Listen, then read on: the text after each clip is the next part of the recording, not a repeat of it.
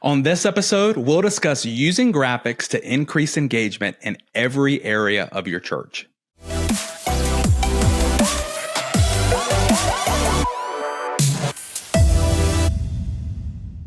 Well, hey there, and welcome to another episode of the Church Leadership Lab podcast. Our goal with this show is simply to empower healthy churches. We have conversations, interviews, stories, and we just like to explore what's happening in ministry today and how pastors and leaders can navigate what lies ahead. I am Kendall Connor, and I'm joined today by my co-host, Jessica Moore. Hey, Jess, how are you? Hey, Kendall, doing good. Glad to be here. Excited for this conversation. I am. This is the topic for today is something that I'm really passionate about because of my background in church visuals. And so I'm really thrilled that we get to have a conversation today with Juliet Towner. And it's pretty exciting. You know, Jess, you know how passionate I am about church graphics. Oh, yeah. Oh, yes. So I'm thrilled to jump in. I know that today's conversation is going to be good for anyone who's serving in really any capacity of ministry, whether or not you're as passionate about graphics as I am. What we're going to jump in today is really how you can use visuals, media, graphics, all of these different creative elements to kind of increase engagement in every area of the church. And I know that that's going to be really good. We get to talk with Juliet Towner. If you've never connected with Juliet, let me tell you a little bit about her. She has dedicated over 25 years to working in church media. And over the years, she served as a church staff member. She did that for 12 years. And then she spent another 12 years as a freelance graphic artist. Back in 2023, she became the product art director here with us at Ministry Brands. And so we, working on together with her on Ministry Brands, I've seen all of the great things that she's been able to create, all the amazing graphics that she's had her hand on. And I know that she's going to be able to add so much to this conversation. Juliet lives up in upstate New York with her husband, and she has two daughters. And something that's really interesting about Juliet is not only that she art director, but she also, her and her husband, they operate a business together called Empire Bricks, which is kind of like a Lego store, so to speak. I can't wait to just talk to her about that. And also they're able to operate a business that's about hands-on coding classes and things like that. And so she's a really interesting person to talk to and to get her creative perspective. And so I want to jump in. Jess, are you ready to jump into this conversation with her today? Yeah, absolutely. Let's go. Okay, so let's do it. Let's jump into our conversation without any further delaying, so to speak. So let's just jump right in. Juliet, how are you today? I'm great. Thank you for having me. Oh, I'm so pumped to have you on here to be able to talk with us because, again, I'm passionate about media. I've worked in church media for so long. And then when we started connecting and working together at Ministry Brands, I got to see how there may be you may rival my enthusiasm for church graphics. Yeah, I've been doing it for a long time, but something that I'm very passionate about. Yeah, that's awesome. So I'm excited to jump in today. Something that we kind of always do, and when we have guests on the show, is we read the public bio, right? And we heard some of that about you. But I'm curious if there's anything extra that you would add to that, maybe something that your family and friends would know about you, besides just that Lego store. I don't want to jump past that. I want to hear more about that too. Well, I like to cycle through hobbies. So I'm always obsessed with something. So this past year it was oil painting, and I took some oil painting classes, and I really enjoyed that. It's like my version of meditating. It's a great stress reliever and a creative outlet that doesn't involve staring at a screen, which is what most of my creativity is. So I enjoyed that. And then this year I moved to aquascaping, which is like growing plants in fish tanks and stuff. It's a good middle-aged lady hobby. I'm embracing it. Have you done pottery? I have not. Maybe that'll be, midway through this year. Talk about meditating. That is one that it's so cool. I tried it for the first time this last year and I absolutely love it. So fun. Yeah, that sounds like fun. I'd like to try that. Tell us a little bit more about the businesses that you operate with your husband? Sure. We started an online store in 2016, selling Lego parts and pieces online. So there's actually a marketplace for Lego enthusiasts where they can come and buy just particular parts and pieces. So they say, if I need, 100 black 1x1 plates, they can go online and buy them. So we have an inventory of over 500,000 parts on Bricklink. And then we started to amass so many sets. So wouldn't it be really fun to open a Lego store, an aftermarket Lego store? Yeah. So we started looking for a building, and it took us quite a while to find one. And then it took us quite a while to renovate the one that we're currently living in. Yeah, but I can only imagine. We have a 13,000 square foot building. So on the first floor, we have two businesses.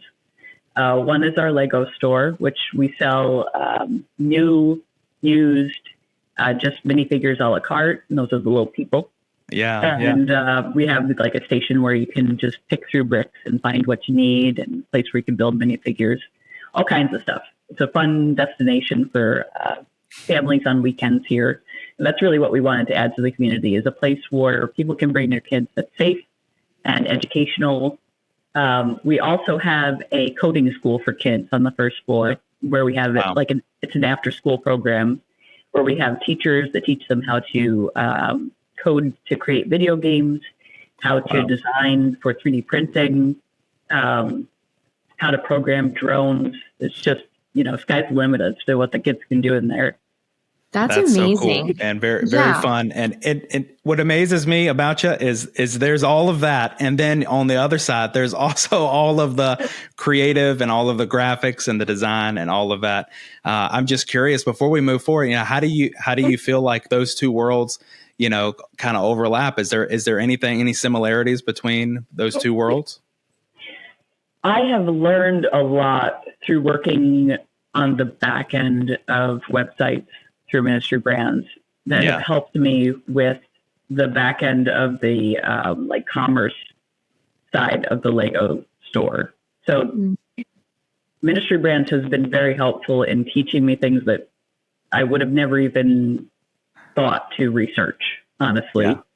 Yeah. So a lot of file management, a lot of database management. So that's been very beneficial. As far as, I don't know if Lego really helps me in Ministry Brands. It's a creative outlet, though. That's awesome. Yeah. What most people probably don't imagine, and I worked with Church Motion Graphics for 7 years before starting kind of my marketing journey here at Ministry Brands. And most people don't think, they see the end result of the graphics. And I know for everyone who's listening to this, today, if you go and you download any of the graphics on churchmotiongraphics.com or sharefaith.com or Amplify Media, there's a good chance that Juliet has put her stamp of approval on those graphics these days. She's going through those and guiding the team and all the designers, and which is just amazing. What most people don't realize on that side is there's the back end of, okay, we've got all these graphics. Now we've got to put them somewhere. We've got to make sure that they're not just thrown in a random folder. And I know that you worked really hard on that, but most people probably don't even know that it's all the work that it is, do they? No, it's a lot of file management. It's people management and file management. So I've got a really great team of contract designers that I love working with. They're so creative, so life-giving. They're very inspiring to work with. So I really enjoy that part of my job. I love that.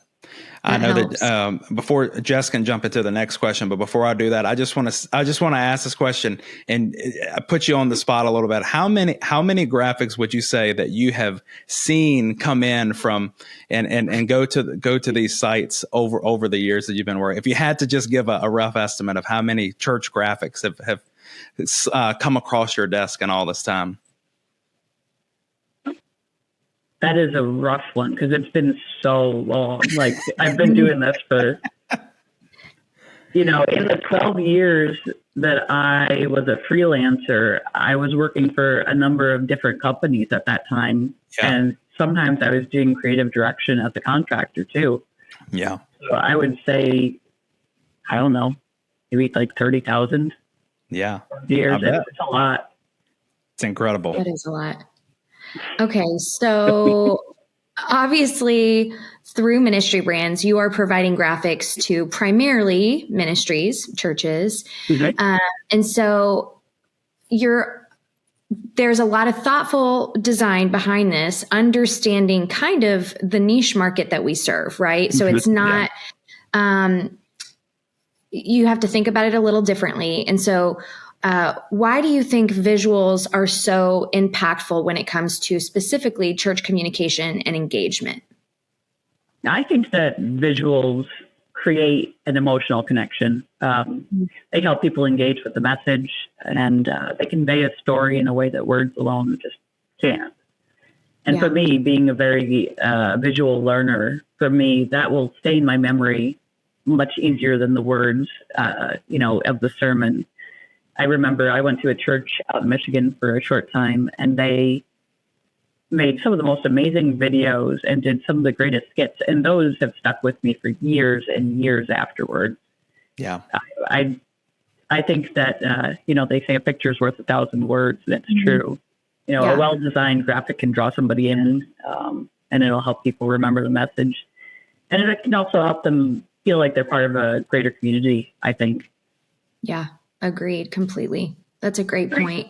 I think about my church specifically, and my pastor he talks a million miles a minute. He gets super excited. And so, but he has a whiteboard behind him. Right. And then obviously it shows on the screens. But it is so helpful. And 9 times out of 10, I'm like crazy trying to draw the same thing in my notepad because it's just a tangible way to understand something. Visuals always help. Yeah. So I think that's a great call out. And the emotional, I think we underestimate the emotional impact that graphics had. I've heard that before so many times. And now that I've kind of been in this space and introduced to it more and working with Kendall more, I've kind of made mental notes as I see graphics. Like, I know that having studied marketing in college too, there's a psychology behind even colors. And so there's so much more to it than just like creating a picture that exemplifies what you're trying to say. Right. Sure. So I think that's a really important takeaway, is the emotional aspect for sure. You mentioned. Yeah. I feel like, especially motion graphics, you can set a mood. Yeah. I didn't even know those were a thing until we had our first campaign. At least the first campaign that I worked on. I know that, CMG and Share Faith have done motion graphics for a while, specifically CMG, but getting a chance to see what those look like and how cool they are it's awesome. It makes a huge difference when they're moving. Yeah, I agree. No, I love that. Jess, I've just got to know, you brought up the whiteboard. I know somebody who's listening to this today, some pastor is wondering, is it a digital whiteboard or is it a real whiteboard that your pastor has behind him?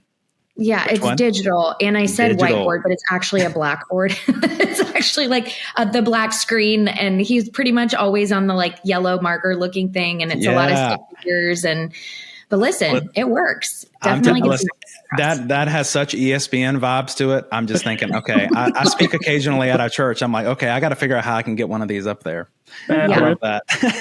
Yeah, that's great. Juliet, you mentioned a little bit about how, when it comes to sermons and messages, having a visual with it can go such a long way, right? Mm-hmm. And I'm just curious whether it's like a title graphic or supporting visuals, maybe even with a sermon series or just an individual message. Do you think that it really helps to make a message more sticky to have a graphic involved or up on your screen when you're teaching? Yeah, I do. I think a great title graphic acts as a visual anchor. It ties together the theme of the series. And when paired with consistent supporting visuals, I think it reinforces the message across multiple platforms. So whether it's the slides or social media or printed materials, the visual continuity, I think, helps the congregation remember the message long after it's over. So, yeah, I would say so. I think you're right. And I've always, kind of thought we do sermon series at our church where, basically for 3 or 4 or 5 weeks, however long it may be, we'll stay on that same topic. And kind of one of the things that I like the most about it is that you kind of, when you pair a graphic with it, especially a great one, you get to you get that eye-catching graphic ahead of time. You can promote that weeks in advance. Okay, starting in February, we're going to be talking about this subject, this title, and that graphic kind of sticks with it. And it reminds me of a lot of like a DVD cover or like a show, how they'll have the title, saying on Tuesday night. So, whatever, it has that visual, and it just kind of gives you, it brings excitement to it. You can put it on invite cards. You can put it up on your website. It really goes so much farther than just what you're seeing when you're sitting in the pew on Sunday morning, right? Yeah. I feel like it's one of those things that it just is an easy way to elevate the message, right? Because the spoken word, listen, we're churches, pastors, we're going to have messages. We're going to speak. That's going to be one of the primary methods that we use to get a message out. But I feel like it definitely is a plus when we can add on one of those graphics, don't you think? Yeah, most definitely. And I think that it serves as a great reminder to people throughout the week too. If you have that visual anchor, I guess, as I said. Yeah. You see that up on social media during the week. A lot of times we get so bogged down in the day-to-day, don't think about what happened on the weekend. Yeah, that's a great point. Like, sermon was so good on Sunday. We slept. We started the school week, the work week, whatever. We forgot what we talked about. We forgot what God shared with us or deposited into us over the weekend. So that is a great point. Before I ask you the next question, I'm going to circle back really quick to the fact that Kendall talked about a DVD cover. So I could have said VHS. I mean, For anyone that doesn't know, a DVD is like a movie that you watch on this little round thing. I knew it when I said it. Was hoping that you wouldn't point it out, but I see that's how we are. I see how it's going to be. Oh, yeah, no. Something in the past now. They just took out the red boxes. Oh my gosh, yes. In our town. Hurts my soul. My soul.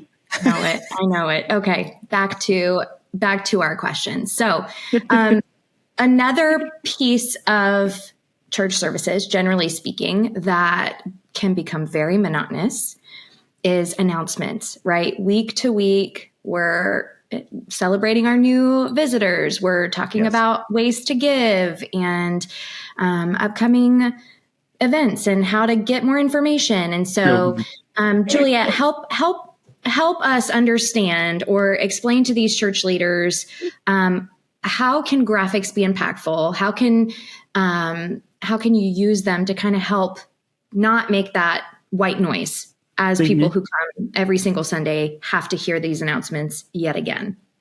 Yeah, I would say keep it simple. A lot of churches are doing like big production videos for their announcements, which I understand they're trying to keep people's interest. But I think that just keep it simple and focused. I would highly stress branding your ministries and services so that there's a consistent template that you can build recognition within your congregation for each different either event or ministry. So, yeah, I would say keep it bold, keep it legible, and keep it simple. That's great. I think that's great. You mentioned branding, and I don't think we're going to dive too far into that on this specific call. But if a church is like, we've never done branding before and we're newish, and what's an easy way? I mean, I know this is, again, not exactly within the line of questions that we had, but you mentioned the importance of it. And I couldn't agree more. And so if there's a church that doesn't really know how to get started on branding, do you have any recommendations for them? Yeah, I would say they should research what a guidebook is or a branding guidebook. It's important for a church or for any organization really to have a consistent brand, not just a logo, but throughout all of their different ministries. So say you have a Mothers of Preschoolers group. Every time you advertise that group, you should be using the same look, the same brand. So, whether it be a logo or, the fonts you use, you want people to automatically recognize all of the media that goes along with that particular ministry. Yeah. And it's important to stick with that because in a lot of churches, there are many people with their hands in the pot, so it can be hard to have a consistent look for different ministries. So it's important for churches to come up with a plan for that in order to keep things consistent. It's just clean communication. Yeah, that's a great call out. Okay, cool. Thank you. I think that's important too. Just on a church level, something that I love is that when you do use the same kind of fonts, the same kind of style, the same kind of colors, you're in that same palette.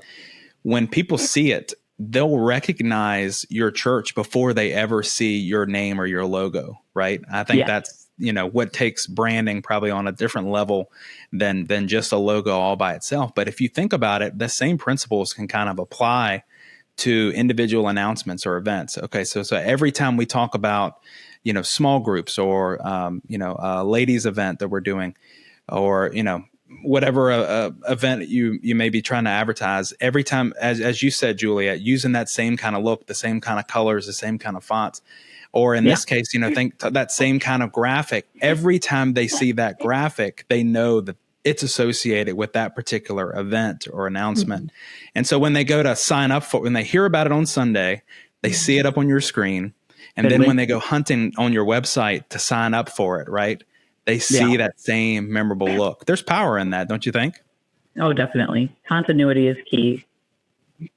Yeah, well, I think so and we're too. Conditioned to look for that in every other area of our lives. I mean, we live in a super visual day and age, digitally visual, right? Like even all of our billboards are constantly, moving and changing. And so I think now more than ever, attention span is really quick.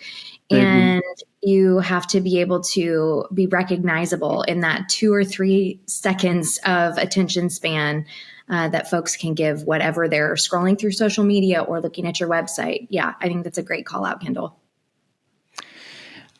Plus, I just think when my kids can recognize, I have young kids and they can recognize logos and branding from a mile away. They, we'll be on a road trip and they'll see my youngest son just got into reading, but I think about how many times he's seen like a McDonald's sign on the side of the road and it literally said, that they can't read, doesn't say the name, and he saw it a mile away, right? I think that translates. Come on. I mean, that's probably lowest common denominator in the situation, right? But I think it translates to whatever graphics we're using, even in our churches.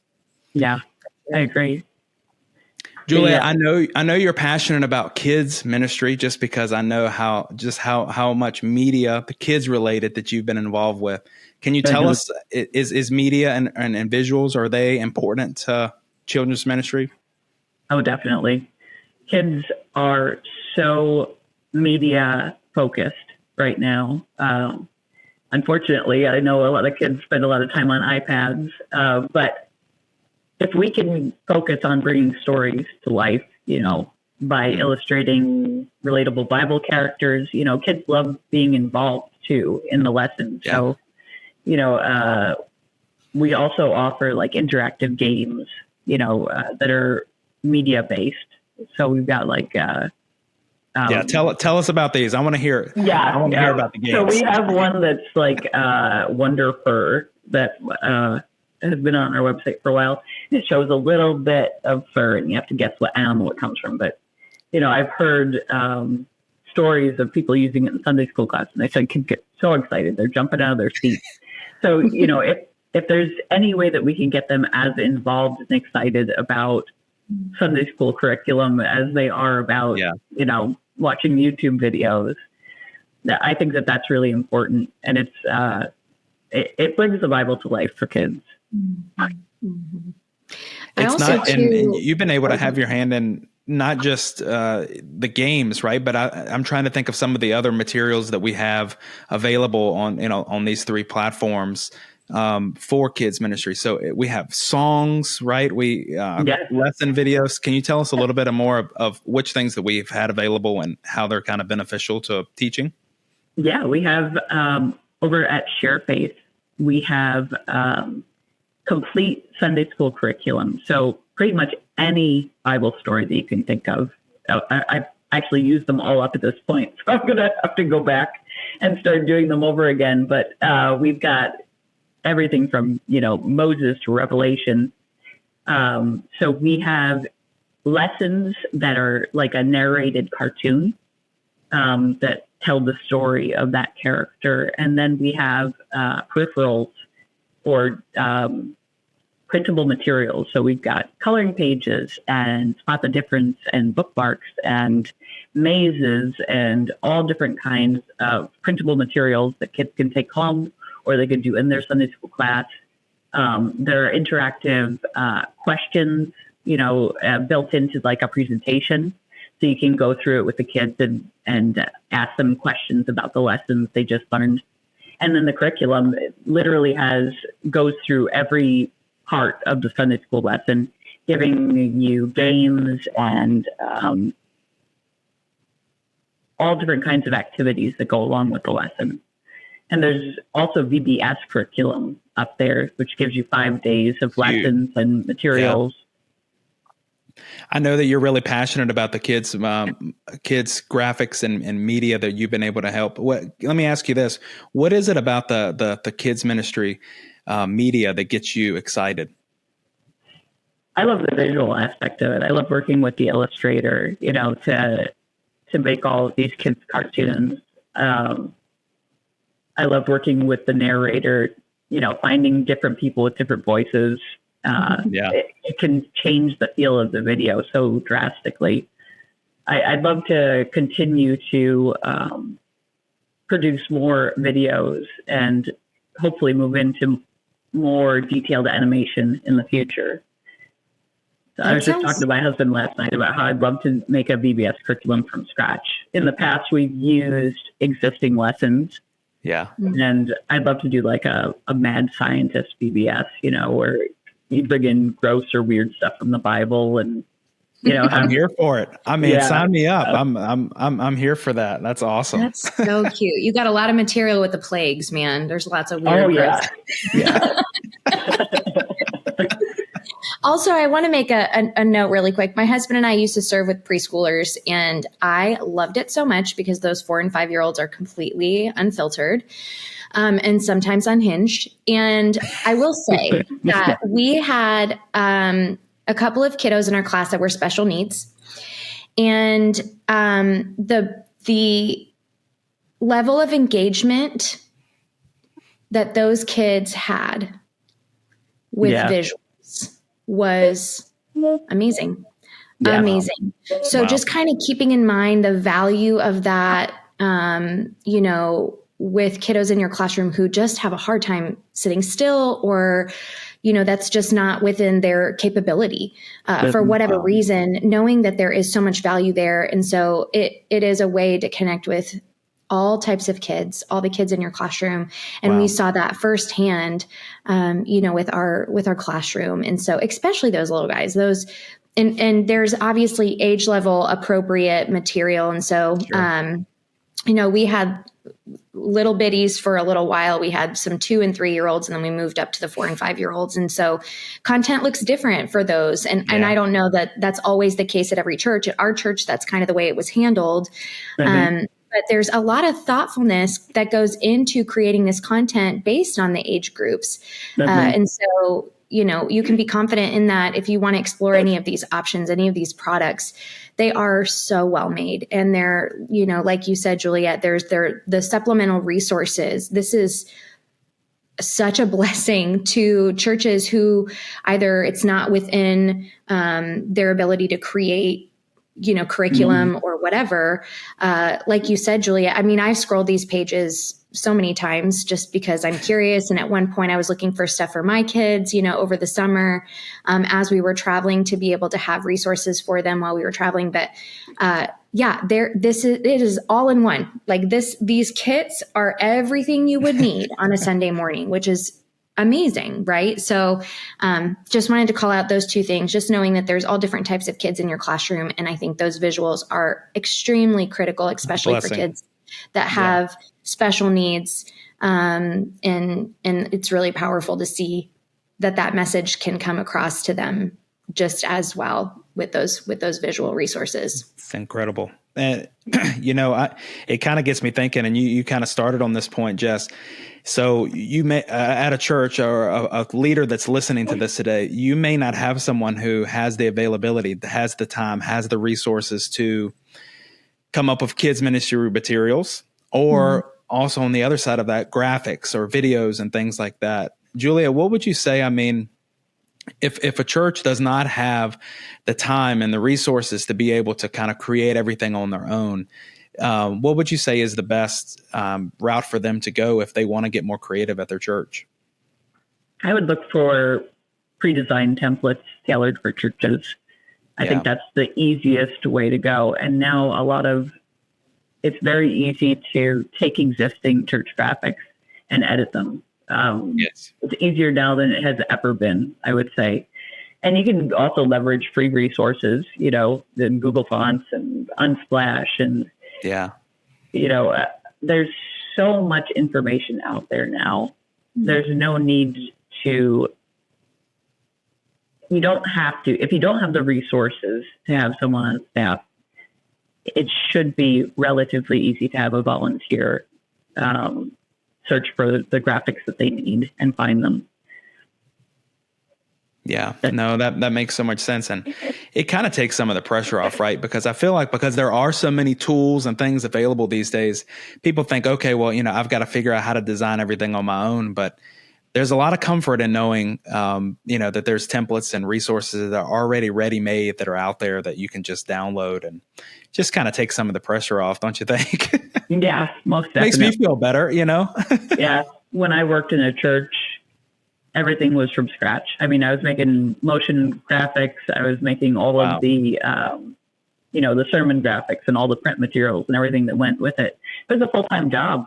And a lot of churches can't afford to have a full-time staffer just working on media. Mm-hmm. So it's important to have the resources that we do now. Yeah, that makes so much sense. And imagine it sounds a church that's wanting to get more creative, but thinks like, okay, I don't have it in my budget to hire a full-time person to take this on. Knowing that those resources are out there is a big comfort. I want to ask you this. I mean, is there any particular area that you would say, okay, if you want to get more creative, if you want to use more visuals, you want to use media, where could a church start? Where's the best place that they could jump in right away? I would say that social media is a huge one for churches. It's going to be very easy to find really high quality social media graphics, and they work in every area of ministry. So like volunteer recruitment, you can find engaging visuals that highlight, the impact of serving. You can inspire people to give, through generosity, graphics. There's so many different areas that you can touch on social media throughout the week. It's not just a Sunday thing. Yeah. But that's a great place to start. It is, because that's where people are hanging out. They're already there. So meet them where you're at and use the graphics that you can. That's a great one. Yeah, and I would encourage churches to come up with a social media schedule too, so that throughout the week, you're not thinking the day of, oh shoot, I should really get something up on Instagram. Yes. Plan it a few weeks ahead. You know what events are coming. Use some sort of planning software and get that schedule out there at least a week ahead of time so that it goes up on time. And there's so many of them these days, right? Yeah. I think our church uses Later. I don't know if you've heard of that one. That's the easy one, but there are a million of them out there. Hootsuite, Sprout. There's a lot, and even built right in on Facebook for Instagram and things like that. You have a lot of those, but the that's a good tip to not wait till the day of. Yeah. For our Lego store, I use the Meta Suite, which posts to Facebook and Instagram Yeah. Very clean, very easy to use. Yes. No, that's so good. Kind of as before, I know we've got our final 5, our rapid fire round coming up, but just before we jump into that, Juliet, I want to ask you, there's right on the other side of this, there are church leaders listening to this, and how would you encourage them? Whether it's involving media or not, what would you tell them today if they're thinking, man, I'm just listening to this, trying to make my church better? I would say start small, focus on quality over quantity.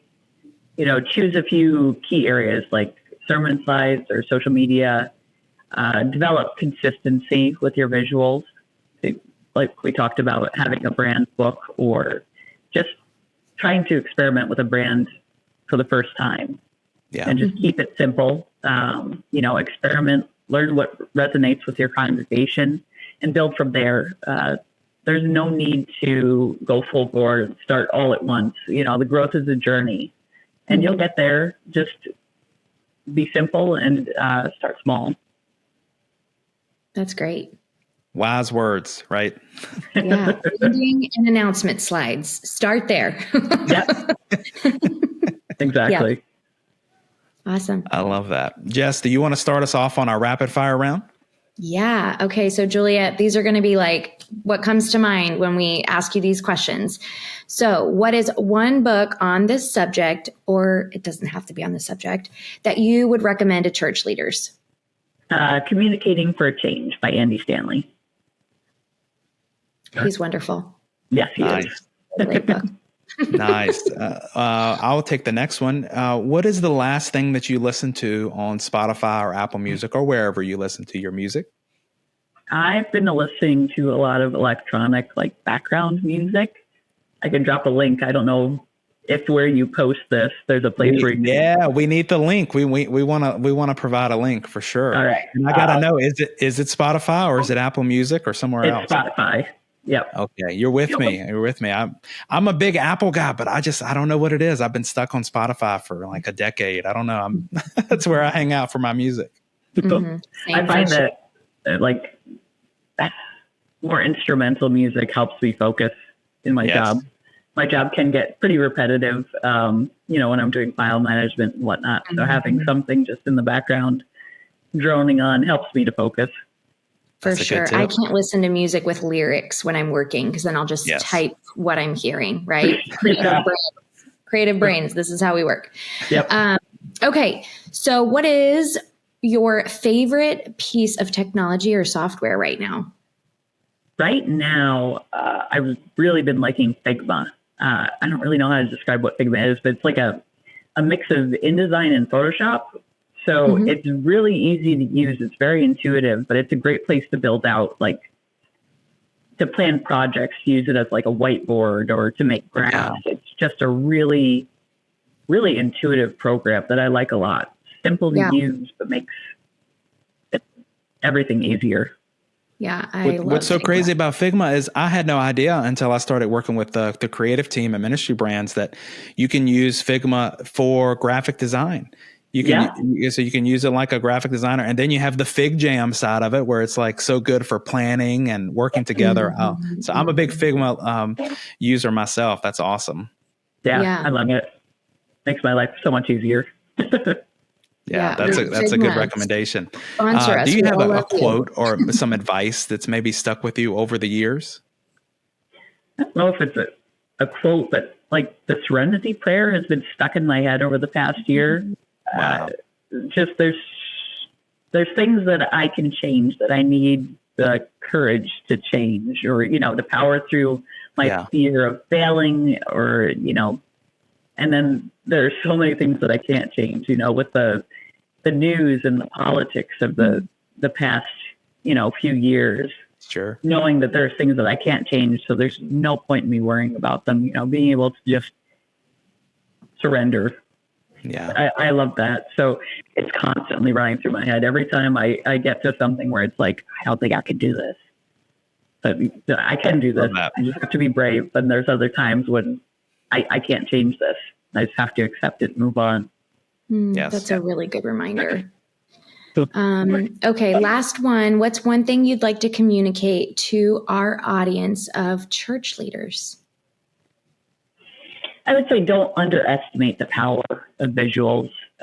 Even small intentional steps in improving your media can make a big impact on how your church connects with people. It's very important. That's so good. Perfect. What a great reminder. Juliet, this has been just an amazing conversation. I'm so glad that we were able to have you on the podcast. And I know that people will want to kind of keep up with you. Are there what's the best way that you want to share any social profiles or links or anything where people can stay in touch with you? Yeah, I'll share my Instagram with you. So it's, my Instagram handle is Julio with a 7, so 7 ULIO. So that used to be my design moniker, and that's where you can see some of the work that I've done in the past. Wow. That's awesome. And then of course, there's also, you go to Share Faith, go to Church Motion Graphics, go to Amplify Media, any of those places, and take a look at the visuals that are there, because we know that you've had an impact on all of those, which is just incredible. You do great work. I want to say that publicly, that you're doing incredible things with all of the media there. Thank you, Kendall. I appreciate that. Well, that's awesome. So thank you so much, Juliet, for being on here and sharing some insights and wisdom with us today. And Jessica, of course, always thank you for being on here to co-host with me. And for everyone who is listening to this, thank you for listening along with us and sticking around to the end. If this has brought any value to you today, if it's you've been able to pick up some tips or tricks or maybe just encouragement, what we would ask from you is just to help us to get the word out to more people. We're recording these podcasts and putting them out each and every week. You can follow us wherever you're listening to your podcast. You can leave a review there. Those reviews really do help us to get this in the ears of more church leaders.